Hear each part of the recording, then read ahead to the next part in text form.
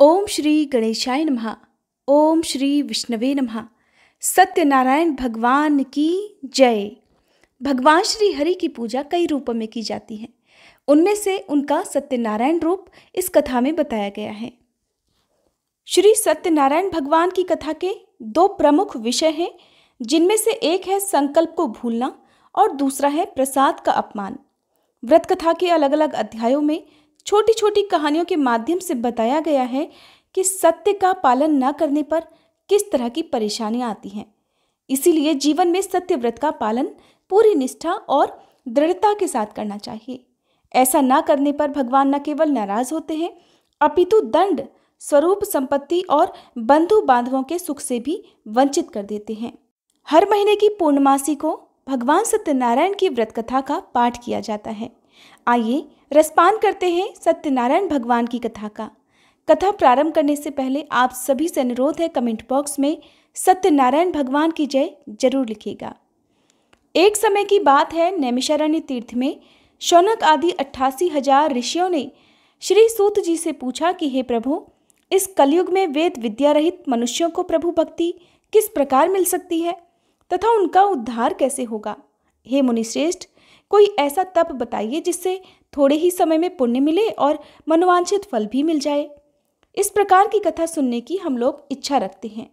तब सभी शास्त्रों के ज्ञाता श्री सूत जी कहने लगे, हे वैष्णवों में पूज्य, आप सभी ने प्राणियों के हित की बात पूछी है, इसलिए मैं एक ऐसे श्रेष्ठ और व्रत के बारे में आप लोगों को जरूर बताऊंगा, जिसके बारे में नारद जी ने श्री लक्ष्मी नारायण जी से पूछा था और लक्ष्मीपति श्री हरि ने नारद जी से कहा था। अब आप सभी से सुनिए। एक समय की बात है, देवर्षि नारद जी दूसरों के हित की इच्छा लिए अनेकों लोकों में घूमते हुए मृत्युलोक में जा पहुंचे। वहां उन्होंने अनेक योनियों में जन्मे सभी मनुष्यों को अपने अपने कर्मों के अनुसार पीड़ा झेलते हुए देखा।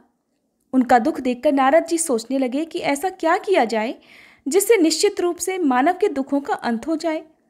इसी बात पर विचार करते हुए वह विष्णुलोक को गए। वहां नारायण की स्तुति करने लगे और कहने लगे कि नारायण नारायण, हे भगवान, आप अत्यंत शक्ति से संपन्न हैं, निर्गुण स्वरूप सृष्टि के कारण भक्तों के दुख को दूर करने वाले हैं, आपको मेरा प्रणाम है।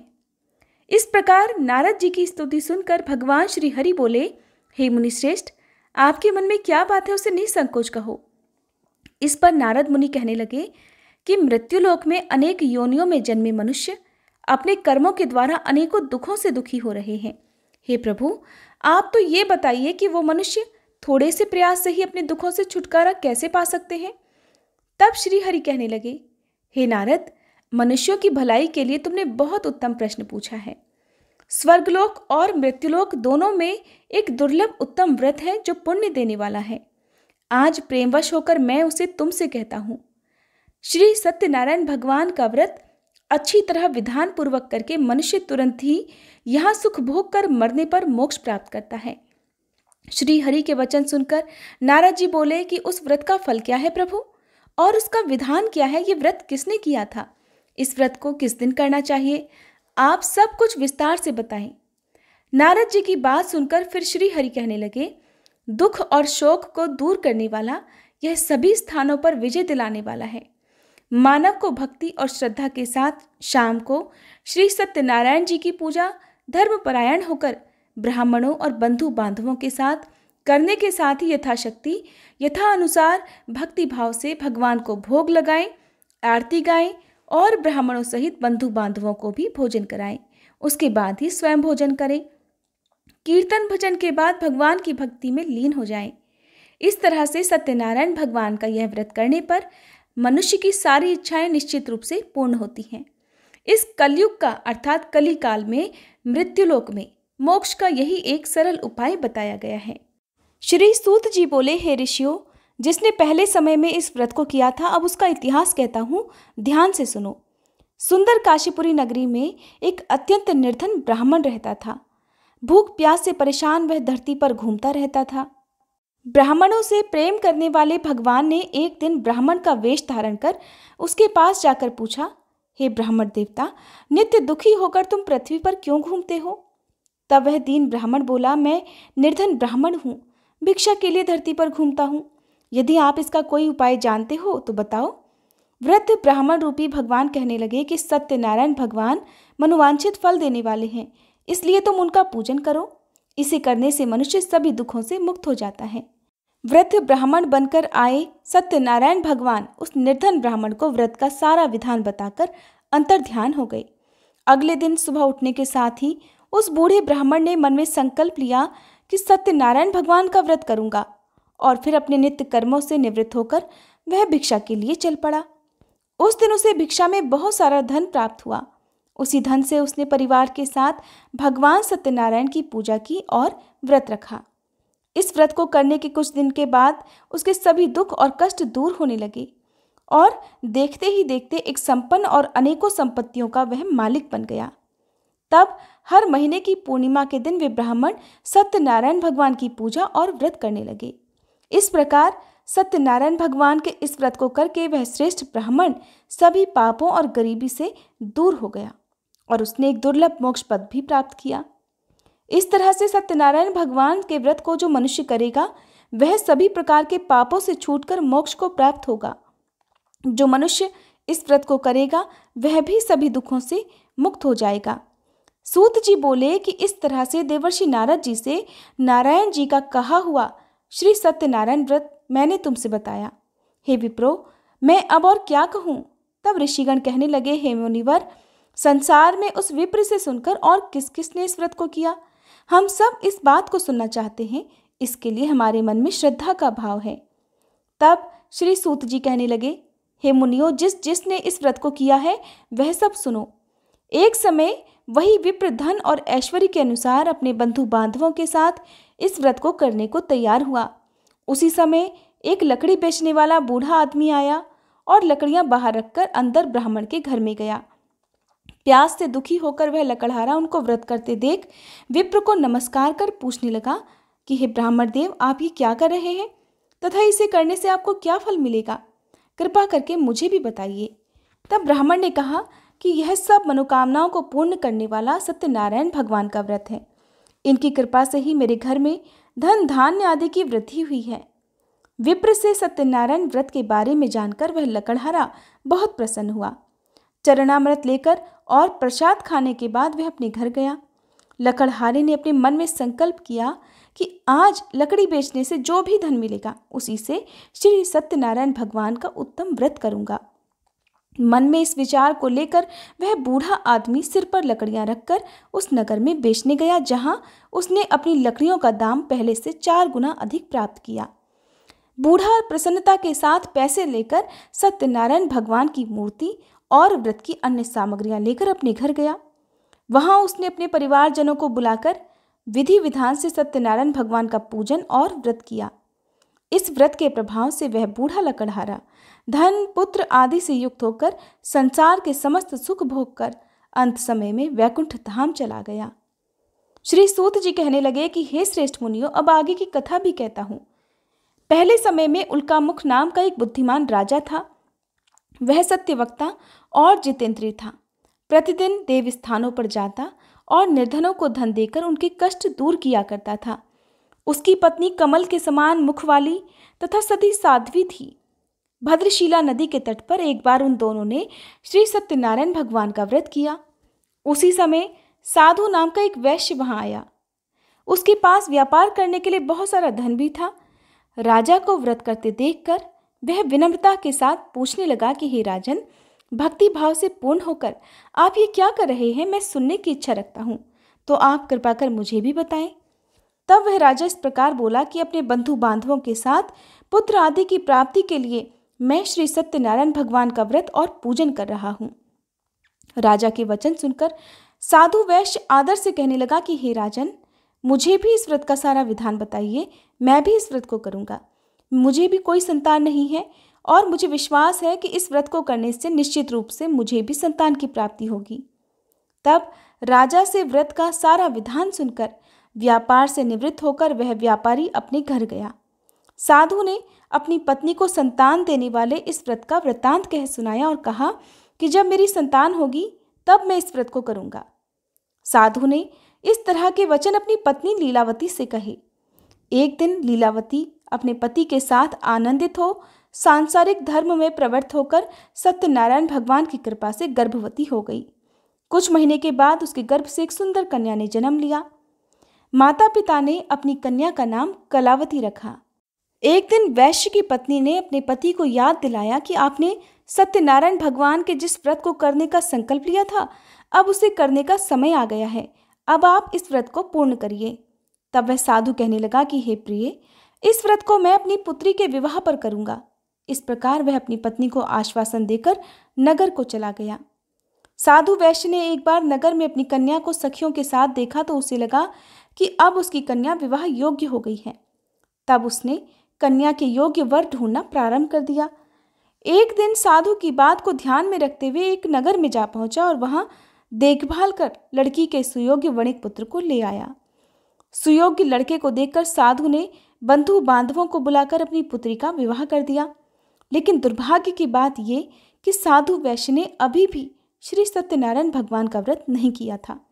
इस पर श्री सत्यनारायण भगवान क्रोधित हो गए और श्राप दे दिया। अपने कार्य में कुशल साधु बनिया अपने दामाद को लेकर समुद्र के पास स्थित होकर रत्नसारपुर नामक नगर में गया। वहां जाकर दामाद ससुर दोनों ने मिलकर चंद्रकेतु राजा के नगर में व्यापार करना शुरू कर दिया।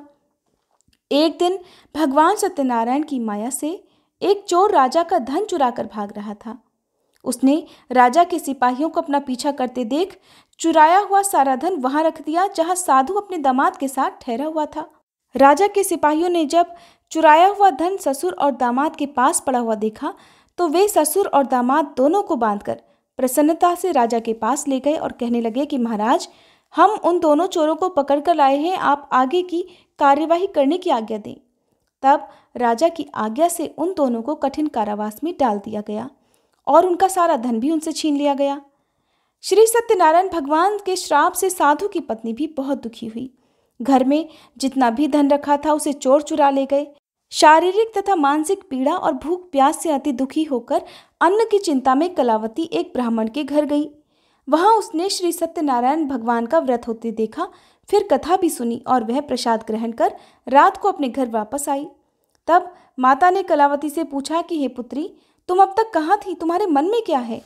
तब कलावती ने अपनी माता से कहा कि हे माता, मैंने एक ब्राह्मण के घर में श्री सत्यनारायण भगवान का व्रत होते देखा है।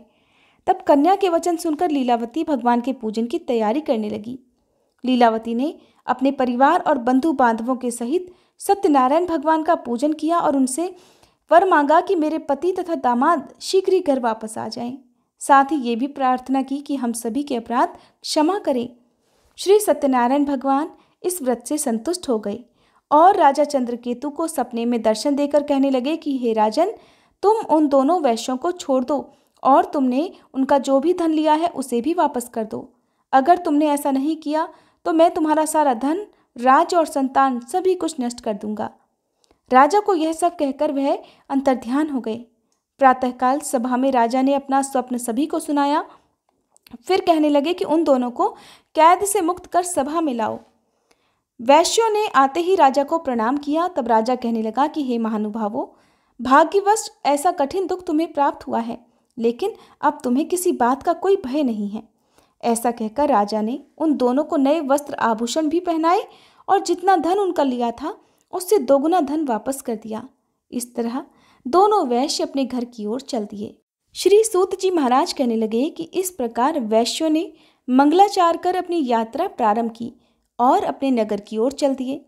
उनके थोड़ी ही दूर जाने पर दंडी वेशधारी श्री सत्यनारायण भगवान ने उनसे पूछा, हे साधु, तेरी नाव में क्या है? तब अभिमान से भरा हुआ वह वैश्य कहने लगा कि हे दंडी, आप क्यों पूछते हो, क्या धन लेने की इच्छा है? मेरी नाव में तो बेल और पत्ते भरे हुए हैं। वैश्य के ऐसे कठोर वचन सुनकर भगवान कहने लगे कि तुम्हारा वचन सत्य हो। दंडी ऐसे वचन कहकर वहां से दूर चले गए। कुछ दूर जाकर समुद्र के किनारे बैठ गए। इधर दंडी के जाने के बाद साधु वैश्य ने नित्य क्रिया के पश्चात अपनी नाव को जब ऊंची उठते देखा तो बड़ा आश्चर्य हुआ और नाव में बेलपत्ते आदि भरे हुए देखकर वह मूर्छित होकर जमीन पर ही गिर पड़ा। वापस होश आने पर वह अत्यंत शोक में डूब गया। तब उसका दामाद कहने लगा कि पिताजी, आप शोक मत मनाइए, ये सब दंडी का ही श्राप है, इसलिए हमें उनकी ही शरण में जाना चाहिए। तभी हमारी मनोकामना पूर्ण हो सकेगी। दामाद की बात सुनकर वह दंडी के पास पहुंचा और अत्यंत भक्तिभाव नमस्कार करके कहने लगा कि हे महाराज, मैंने आपसे जो असत्य वचन कहे थे उनके लिए मुझे क्षमा कर दें। ऐसा कहकर वह रोने लगा। तब दंडी भगवान कहने लगे कि हे वणिक पुत्र, मेरी आज्ञा से बार बार तुम्हें दुख प्राप्त हुआ है, तू मेरी पूजा से विमुख हुआ है। तब वह साधु वैश्य कहने लगा कि हे भगवान, आपकी माया से ब्रह्मादि देवता भी आपके रूप को नहीं जानते, तब मैं भला ज्ञानी कैसे जान सकता हूँ। अब आप प्रसन्न होइए, मैं अपनी सामर्थ्य के अनुसार आपकी पूजा और व्रत अवश्य करूँगा। हे प्रभु, मेरी रक्षा करो और पहले के समान मेरी नौका में धन भर दो। साधु वैश्य के भक्तिपूर्वक वचन सुनकर भगवान प्रसन्न हो गए और उसकी इच्छानुसार वरदान देकर अंतर्ध्यान हो गए। दामाद और ससुर दोनों जब नाव पर आए तो नाव धन से भरी हुई मिली। फिर वहीं अपने अन्य साथियों के साथ सत्यनारायण भगवान का पूजन कर वे दोनों अपने नगर को चल दिए। जब नगर के नजदीक पहुंचे तो दूत को घर पर खबर करने के लिए भेज दिया। दूत साधु की पत्नी को प्रणाम कर कहने लगा कि मालिक अपने दामाद सहित नगर के निकट आ गए हैं। दूत की बात सुनकर साधु की पत्नी लीलावती ने बड़े हर्ष के साथ सत्यनारायण भगवान का पूजन कर अपनी पुत्री कलावती से कहा कि मैं अपने पति के दर्शन को जा रही हूँ, तू भी कार्य समाप्त कर जल्दी आ जाना। माँ के ऐसे वचन सुनकर कलावती जल्दी जल्दी में प्रसाद छोड़कर अपने पति के पास चली आई। इस तरह प्रसाद की अवज्ञा के कारण श्री सत्यनारायण भगवान रुष्ट हो गए और नाव सहित उसके पति को पानी में डुबो दिया। कलावती अपने पति को वहां न पाकर रोती हुई जमीन पर गिर गई। नौका को डूबा हुआ देख और कन्या को रोता हुआ देख वह साधु वैश्य दुखी होकर कहने लगा कि हे प्रभु, मुझसे तथा मेरे परिवार से जो भी भूल हुई है उसे क्षमा करें। साधु के दीन वचन सुनकर श्री सत्यनारायण भगवान प्रसन्न हो गए और आकाशवाणी हुई कि हे साधु, तेरी कन्या मेरे प्रसाद को छोड़कर आई है, इसलिए उसका पति अदृश्य हो गया है। यदि अब वह घर जाकर प्रसाद खाकर लौटे तो इसे इसका पति अवश्य मिलेगा। ऐसी आकाशवाणी सुन कलावती ने वैसा ही किया जैसा आकाशवाणी के दौरान भगवान ने कहा था। और फिर प्रसाद ग्रहण करने के बाद जब वो वापस आई तो अपने पति के दर्शन करके वह अत्यंत प्रसन्न हुई। उसके बाद साधु वैश्य अपने बंधु बांधवों सहित भगवान श्री सत्यनारायण भगवान का विधि विधान से पूजन करता है और इस लोक का सभी सुख भोग कर वह अंत में स्वर्ग जाता है। श्री सूत जी बोले, हे ऋषियों, मैं और भी एक कथा सुनाता हूँ, उसे भी ध्यानपूर्वक सुनो। प्रजा पालन में लीन तुंगध्वज नाम का एक राजा था। उसने भी भगवान का प्रसाद त्याग कर बहुत ही दुख प्राप्त किया। एक बार जंगल में जाकर वन्य पशुओं को मारकर वह बड़ के पेड़ के नीचे आया। वहां उसने ग्वालों को भक्ति भाव से अपने बंधु बांधवों सहित सत्यनारायण भगवान का पूजन करते देखा। अभिमानवश राजा ने उन्हें देखकर भी पूजा स्थान में ना तो वह गया और ना ही उसने भगवान को प्रणाम किया। ग्वालों ने राजा को प्रसाद दिया, लेकिन उसने वह प्रसाद भी नहीं खाया और प्रसाद को वहीं छोड़कर अपने नगर को चला गया। जब राजा अपने नगर में पहुंचा तो वहां सब कुछ तहस नहस हुआ पाया, तो शीघ्र ही वह समझ गया कि ये सब भगवान के अनादर का ही परिणाम है। तब वह दोबारा ग्वालों के पास पहुंचा और विधिपूर्वक पूजा करके प्रसाद खाया तो श्री सत्यनारायण भगवान की कृपा से सब कुछ पहले जैसा ही हो गया और फिर दीर्घ काल तक सभी सुख भोग कर अंत में वह मोक्ष पद को प्राप्त हुआ। जो मनुष्य परम दुर्लभ इस व्रत को करेगा तो भगवान सत्यनारायण की कृपा से उसे धन धान्य की प्राप्ति होगी। इस व्रत के प्रभाव से निर्धन धनी हो जाता है और भयमुक्त होकर जीवन जीता है। संतानहीन मनुष्य को संतान सुख प्राप्त होता है और सारे मनोरथ पूर्ण होने पर वह मनुष्य अंत में वैकुंठ धाम को जाता है। तब श्री सूत जी कहने लगे कि जिन्होंने पहले इस व्रत को किया है, अब उनके दूसरे जन्म की कथा कहता हूँ। वृद्ध शतानंद ब्राह्मण ने सुदामा का जन्म लेकर मोक्ष की प्राप्ति की। लकड़हारे ने अगले जन्म में निषाद बनकर मोक्ष प्राप्त किया। उल्कामुख नाम का राजा दशरथ होकर वैकुंठ लोक को गए।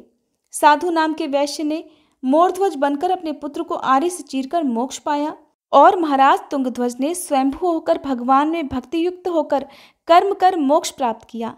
श्री सत्यनारायण भगवान कथा समाप्त हुई। कथा समाप्त होने के बाद प्रेम से जयकारा बोलना चाहिए। बोलिए सत्यनारायण भगवान की जय।